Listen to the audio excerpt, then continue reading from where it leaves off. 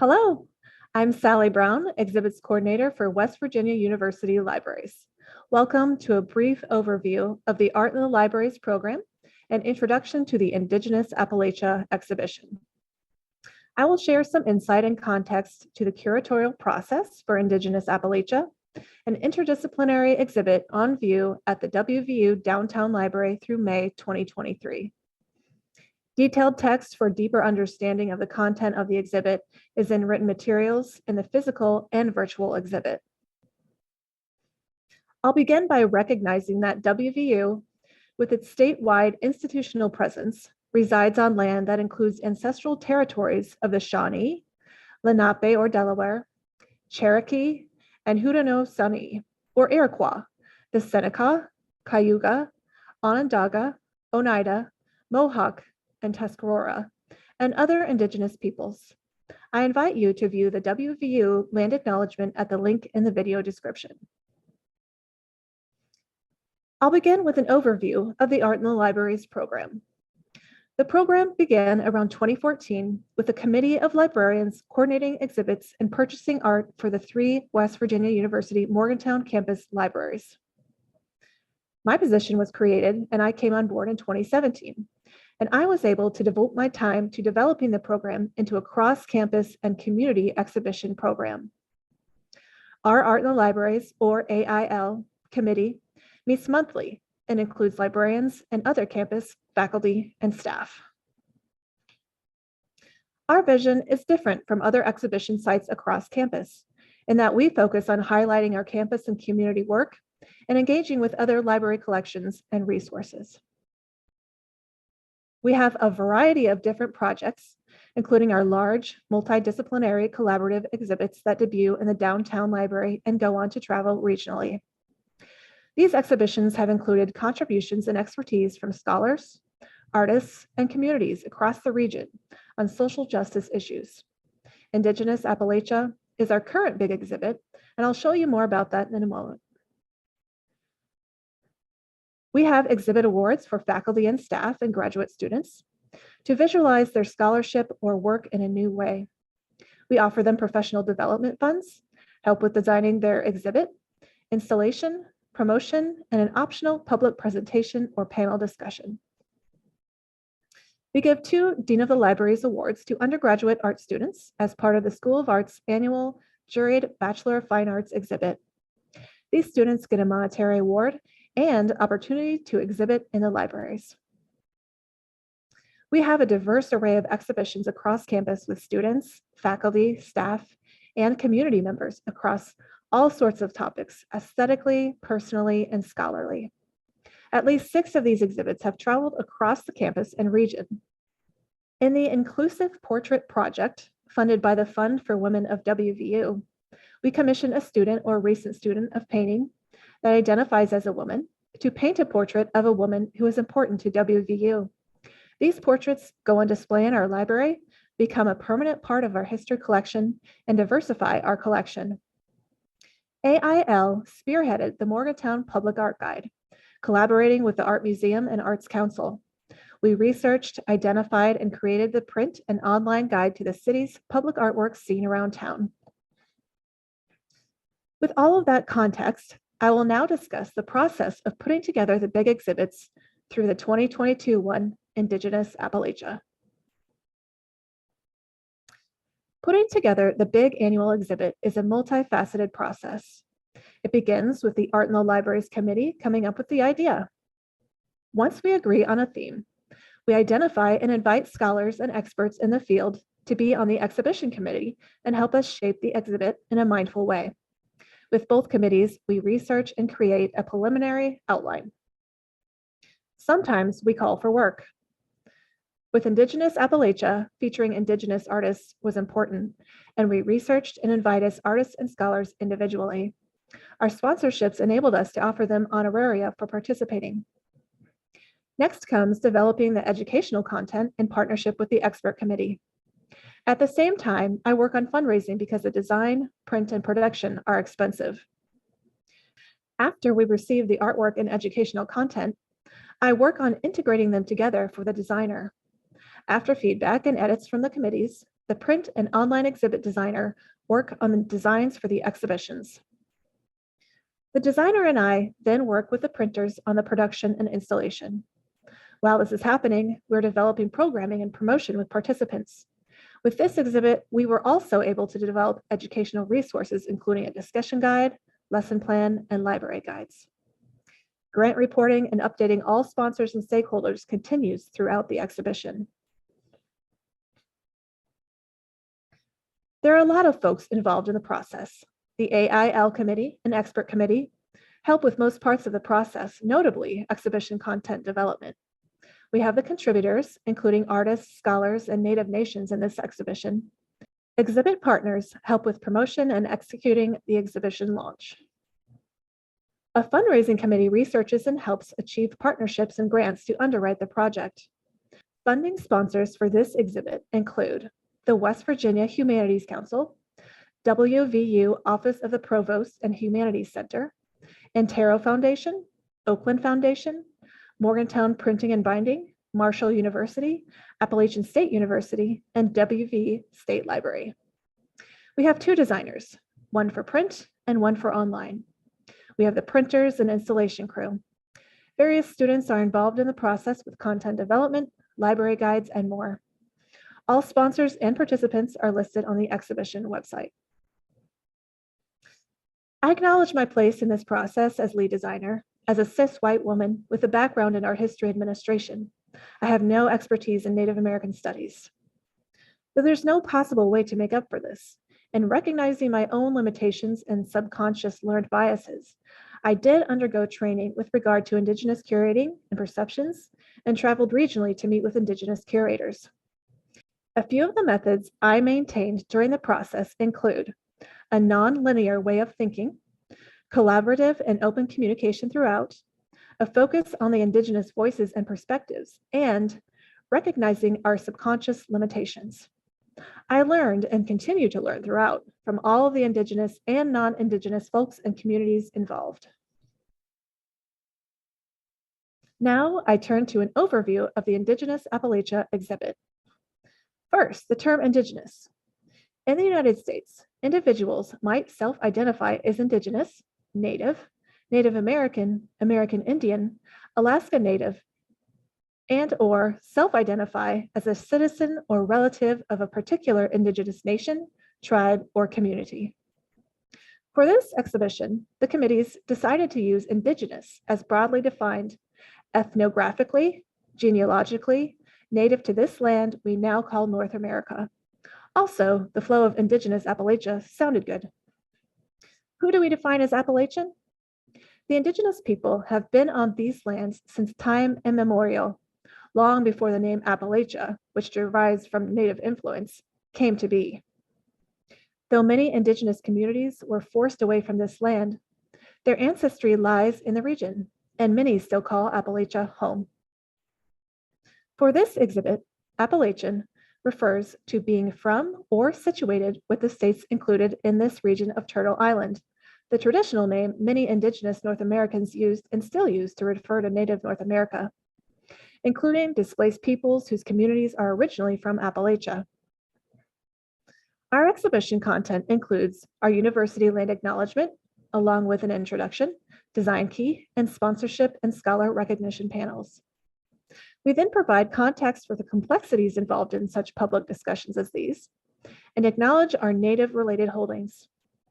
We have a section devoted to some Native nations in Appalachia today, a brief section on Indigenous place names and trails, and contemporary perspectives through creative artwork. Our lead print designer, Mariam Marnie Zafar, took a very personal approach to designing this exhibit. Each design element has significance to the exhibition themes. In Marnie's words, type font. Throw hand was inspired by the 16th century type font. It was chosen as it feels of the age, yet is contemporary in its ease of readability. Topographic map. A two-dimensional representation of Turtle Island's three-dimensional landscape. It is used on these panels as a background for the exhibition's title, as its contours reflect the ebb and flow of the land. Landscape. Grounding the panels throughout are photographs of the Appalachian mountains, lakes, valleys, skies, and sun that are part of the land of Indigenous peoples and all of those who live throughout Appalachia. The photos shown were taken in West Virginia, Virginia, and the Carolinas. Wampum shell beads have been an integral part of Indigenous life for both cultural and ceremonial practices. Created from both the white whelk hand and the purple quahog shells, wampum beads are painstakingly drilled with owls and woven into strands, belts, sashes, and as accessories to convey meaning, spiritual, and important messages, treaties. Both secular and sacred, wampum patterns were marks of remembrance to call up recollections of significant events, communicate the truth when carrying messages, and visually proclaim the authority of said messages. Birch bark. For much of native North America, the bark of the birch tree is valued for its medicinal properties. Long-lived, the bark is associated with guidance, protection, and strength, as it is tough and waterproof, and when burned, it is considered cleansing. Beadwork. Considered the second traditional approach after quill work for patterning and decorating clothing, home utensils, and ceremonial objects, beadwork has been created and traded forever. Made of shell, wood, copper, silver, and since the arrival of Europeans of glass and now plastic, beads allow for intricate detail work in incredibly vibrant colors. The beads seen throughout connect Indigenous colors with the profound significance of the circle, a sacred symbol of the interdependence of life, of equality among all on earth as we are all connected. To pause and recognize the complexities involved in public discussion of Indigenous cultures, we look at the wording included in the Declaration of Independence, a document many regard as sacred. We've heard or read the words, quote, "We hold these truths to be self-evident that all men are created equal," unquote. Following in the document, the description in the list of grievances references, quote, "the merciless Indian savages," unquote. Crafted by the forefathers of the United States who utilized violent tactics against the Haudenosaunee during the Revolutionary War, with some natives fighting for the British and some for the Americans. This message solidifies and institutionalized the marginalization of and disregard for Indigenous people. Thus, this descriptor bled into mass media and teaching materials and influenced generations of perceptions. This U.S. elementary geography textbook from 1906 defines the people of the world by skin color and physical attributes and assigns a level of savagery based on how strongly people relied on the land. The history of Indigenous people continues to be misrepresented today. A study by the National Museum of the American Indian found that the most common terms pertaining to Indigenous communities suggest that their story is in the past, reduced to topics such as Thanksgiving, Pocahontas, and Sacagawea. These overly simplistic approaches to teaching Indigenous topics ignore the rich and complex agricultural, engineering, environmental, and governmental contributions that Indigenous cultures have achieved for centuries. Misrepresentation continues in media and art. This romantic landscape depicting the Kanawha River, an area in West Virginia, was painted in 1868, 38 years after the Indian Removal Act, which resulted in tens of thousands of Indigenous people being forcibly removed from the East. Many 19th century landscape paintings similarly romanticize the land as raw, open, and available, reflecting the concept and religious belief of manifest destiny, the traditional Eurocentric view of land as a conquerable commodity, something to own, develop, live on, sell, and use to acquire wealth.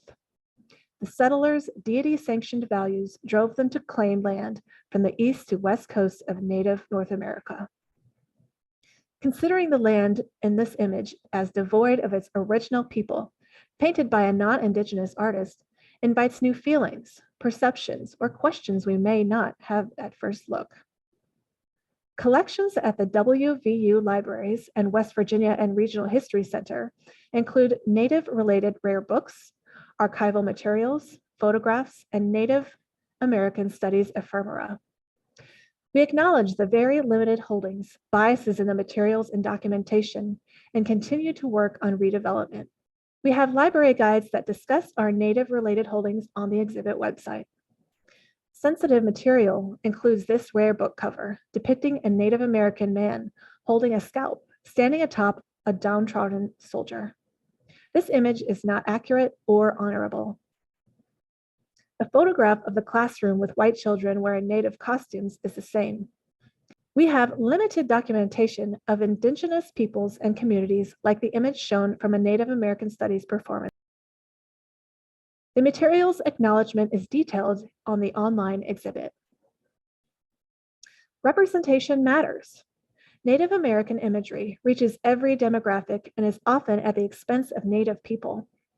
Representation matters, as misrepresentation is harmful to the well-being of Indigenous youth, continues the process of colonization, and subconsciously negatively impacts mainstream support for Indigenous sovereignty, nation building, self-determination, and more.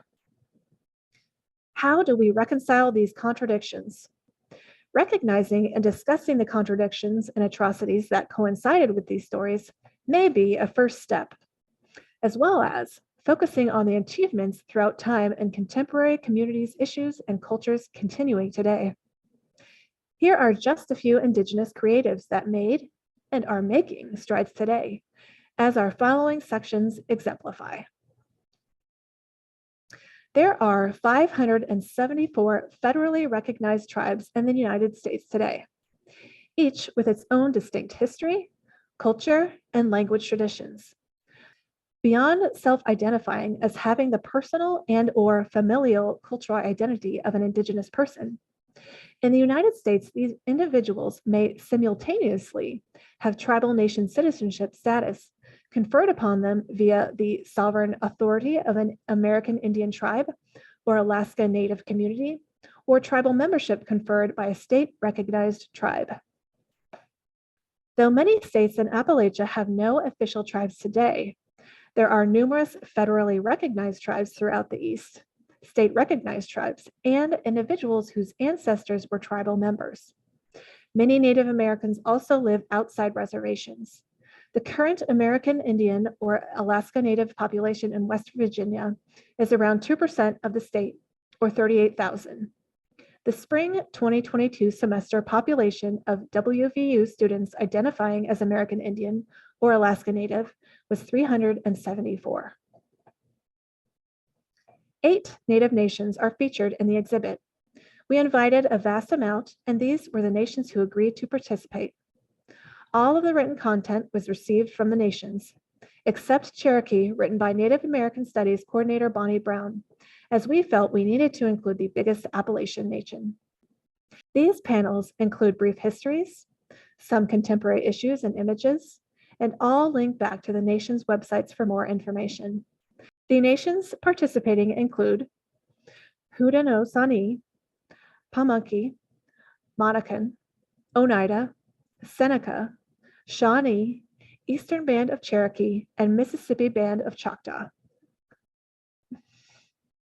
While many Euro-Americans are familiar with ancient Indigenous art, such as cave paintings, there are tremendous gaps in Euro-American art historical texts and institutional collections of Indigenous communities' continued creations post-European contact.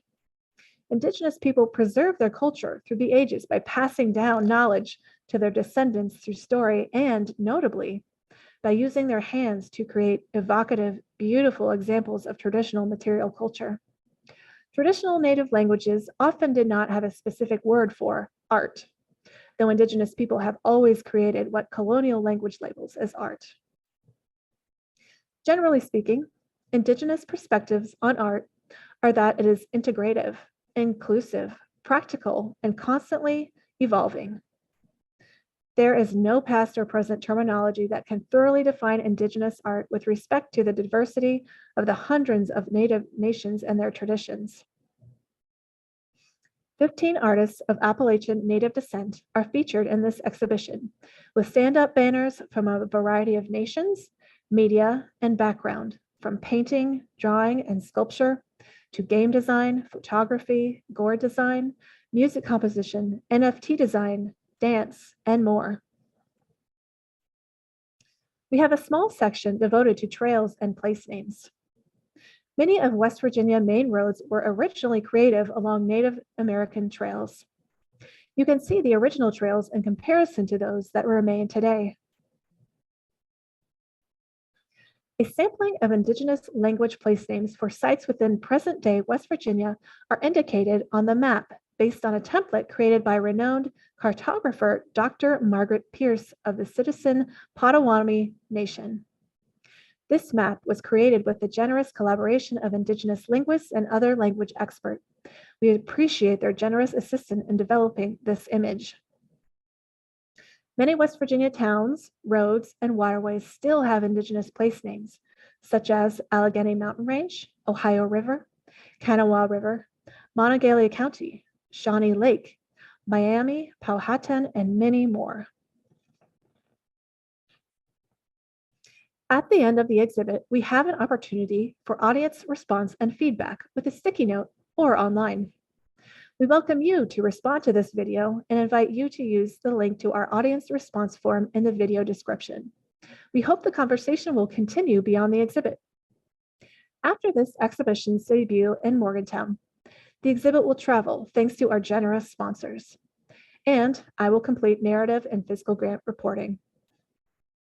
Exhibits happening this fall around the libraries include sustainable fashion, a photo voice project, a collage art exhibit, a collection of banjo heads, a small portrait display, and an exploration of depictions of Jesus.